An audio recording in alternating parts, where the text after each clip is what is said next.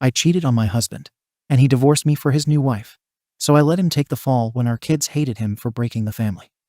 Then my kids found out, and all 3 of my kids disowned me and went to their father.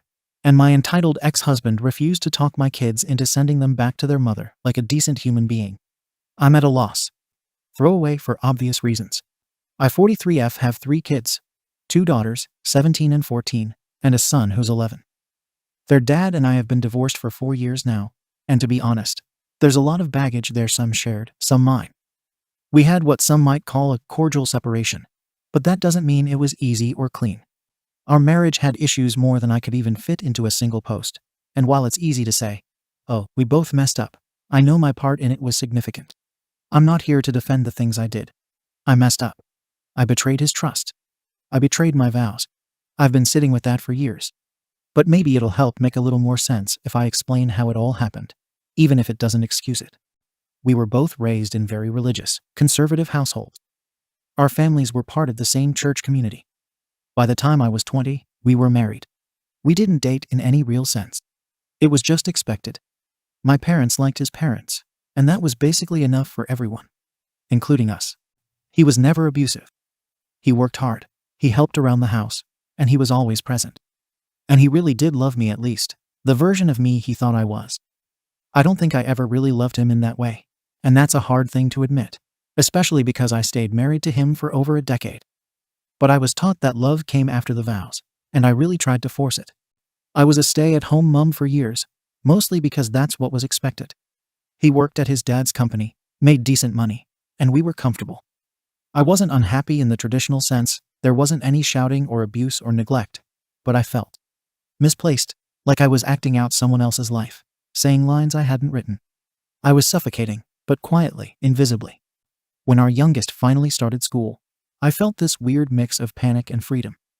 For the first time in over a decade, I wasn't tethered to a diaper schedule or nap times. I decided to get a job to get me out of the house. And that's when things shifted. There was a guy there, let's call him D.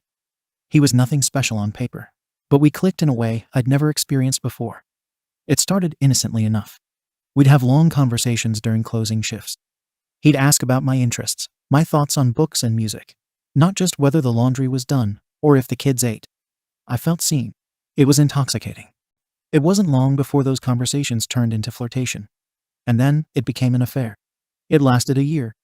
A year of texting under the dinner table, fake errands, hotel rooms, and late-night guilt spirals. I'd come home and watch my husband tuck our kids into bed and feel this crushing wave of shame. But I'd still go back to D because he made me feel alive. And I told myself I deserved that after years of feeling like a ghost. Eventually, my ex found out. I don't even know how. He never told me. He sat me down while the kids were at a sleepover, and he just asked calmly. He didn't threaten me. He just looked tired. I admitted everything. He didn't throw me out. He didn't take the kids. He just said, if this is what you need, fine. But don't bring it into the kids' lives. Keep it away from them. That was his only condition. We didn't talk much after that conversation. We stayed legally married for another 2 years, but emotionally we were done. He met his current wife sometime during that period. I didn't pry into the details, but I know she came into the picture after we were already living in separate rooms. When he told me he was leaving to be with her, I didn't fight it. I couldn't. I knew I'd already destroyed any real chance we had. And truthfully, I wanted out too. The kids, though, they were devastated. We told them the classic line, we don't love each other anymore, but we'll always love you. They cried, of course, all 3 of them. But the fallout didn't come right away. It took time, months, really, for the emotional pieces to settle. And when they did, the pieces didn't land evenly. My daughters, especially my oldest, took it the hardest. In their eyes, their dad had walked out. He was the one who moved out. He was the one who introduced them to a new woman.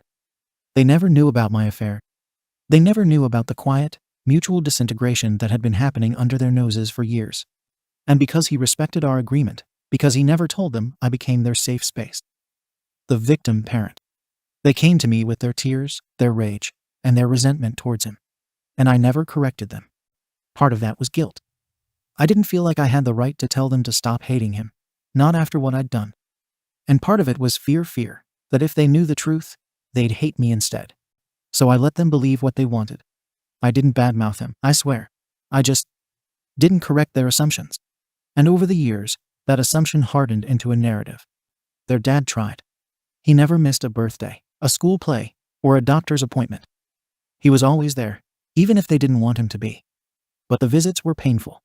The girls would throw tantrums. They'd scream at him, refuse to talk to his wife, make scenes in public. It was brutal to watch, and yet I let it happen. I told myself it was part of the process, that they'd grow out of it. My son was different. He was too young to really understand what was happening when the divorce happened. At first, he still loved seeing his dad. But over time, the influence of his sisters started to take hold. He'd come back from visits more sullen. He'd echo their complaints. It wasn't instant, but it was a slow corrosion. And I saw it happening, and I let it. We all went to therapy individually, in groups, with and without the kids. Nothing stuck. The resentment was too deep, and the silence around the real reasons for the divorce just made it worse. It was like trying to treat an infected wound without cleaning it out first. Then, a few weeks ago, I overheard the kids talking in my eldest room. They were railing against their dad again, saying he abandoned them, that he only loves his new wife, and that he never cared about us. It wasn't just childish frustration anymore. It was deep, calcified hate. And something in me snapped. I knew it had gone on too long. I knew the silence wasn't helping anyone. So I sat my oldest down and told her the truth. I told her everything. About the marriage. About the expectations. About the emptiness. About about the affair. About how her dad never blamed me, just quietly stepped aside and protected them from the fallout. About how I let them believe a lie for years because I was too scared to lose them. She just stared at me. And then she started crying. She didn't say much that night. Just went up to her room and shut the door. For the next few days, I barely saw her. Then the questions started. Angry ones. Why didn't I tell them sooner? Why did I let them hate their dad? Why did I lie by omission for years? She wasn't just mad at me, she was heartbroken.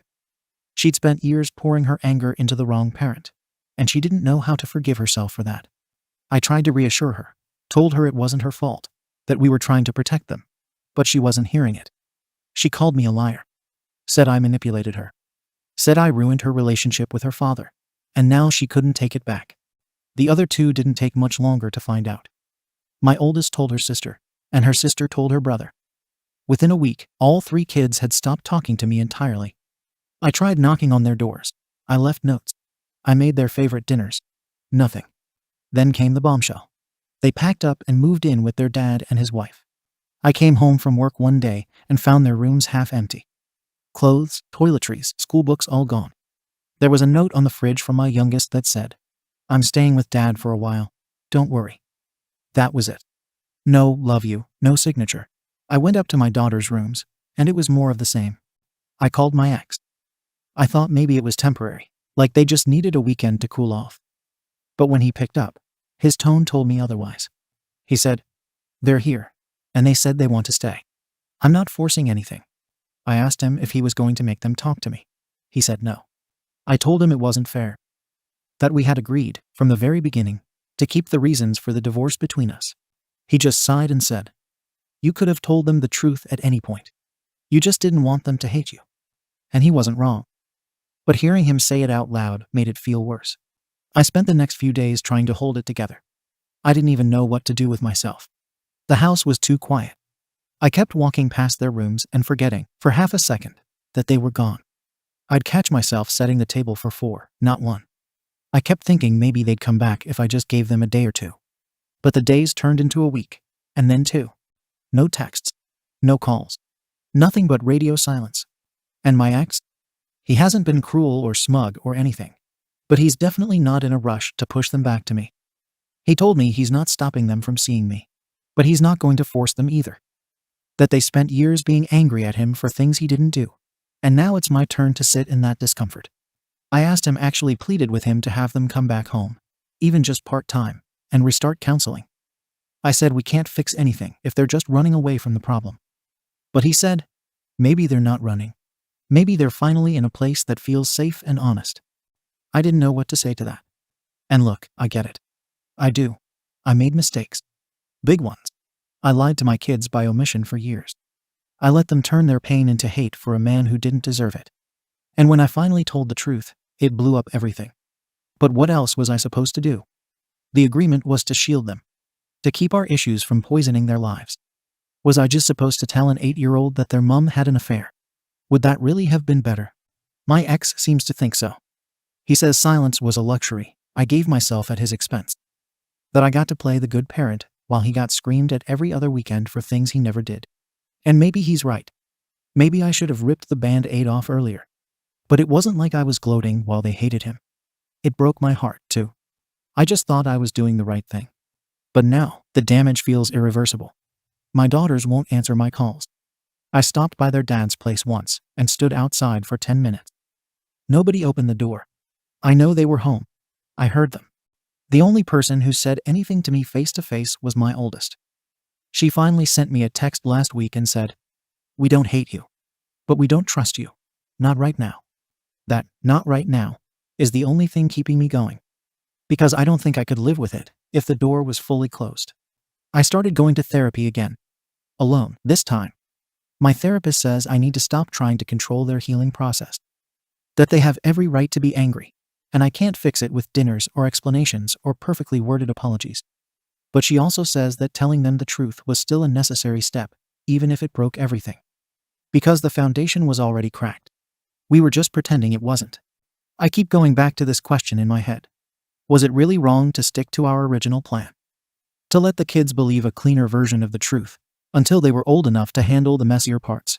Maybe I should have pushed for transparency earlier. Maybe we should have sat them down together and explained what happened in age-appropriate ways, instead of keeping it locked up. Maybe a lot of things. But what really messes me up is this feeling that I damned myself either way. If I had told them sooner, they would have hated me. If I kept lying, they would have hated him. There was no right option, only less painful wrong ones. And I picked the one that bought me a few more years of being the good parent. And now the bill has come due. It hurts. I see pictures of them on social media, family dinners at their dad's house, photos with his wife, big smiles. It's like I've been cut out of the family portrait. And I want to be happy that they're happy. I do. But it feels like they had to erase me to get there. And the worst part is, I still think about D sometimes. Not because I miss him, but because he was the catalyst. The first domino. I wonder if he ever thinks about what he helped ruin. Probably not. I don't know what to do next. I've started a memory journal where I write down moments from their childhood, in case one day they want to know what those years were like from my side. I'm trying not to spiral. I'm trying not to become bitter. But it's hard, feeling like your kids see you as the monster. My ex says time will help. That they'll come around eventually. He says he doesn't hate me, and I believe him. He even thanked me, in a weird way, for finally telling them. Said it gave him a sliver of peace he hadn't felt in years. And now I'm here, sitting in a half-empty house, wondering if my silence was an act of protection, or just cowardice wrapped in good intentions.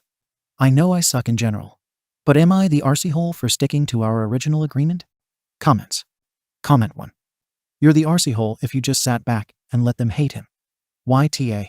You said it yourself, you were the one who betrayed him. And yet you stood by and let your children believe he was the one who walked out on the family. You didn't defend him, didn't correct them, and didn't even try to soften their hatred. That's not protecting them. That's manipulation by omission. You had years to come clean, and you chose silence because it made you look better. That's disgusting. Comment 2. You're a SHT pile of a human being, TBH, and I honestly hope your children never speak to you again. YTA, and a horrible one at that. You caused years of psychological damage to your kids. You stole their father from them. You let them treat him like garbage while he was being the adult, and you did it to protect your own image. He lost time, memories, and love, and you just stood by. You are the villain in this story, and don't be surprised if they cut you out for good. And frankly, you deserve it. Comment 3. Your annoyance is going to turn into despair once you realize how badly you effed up. Yeah, YTA. Your ex stuck around while you cheated. He gave you space to do whatever you wanted as long as it didn't hurt the kids. And what did you do? You let him be the scapegoat. You let him take all their hate. He gave up everything with grace, and you rewarded him by letting your kids think he was the one who broke their family. You need to stop making excuses and sit with the fact that you destroyed your kids' trust. You chose your affair. You chose your silence. You chose your comfort. And now you're reaping what you sowed. Update. Well, that was an experience.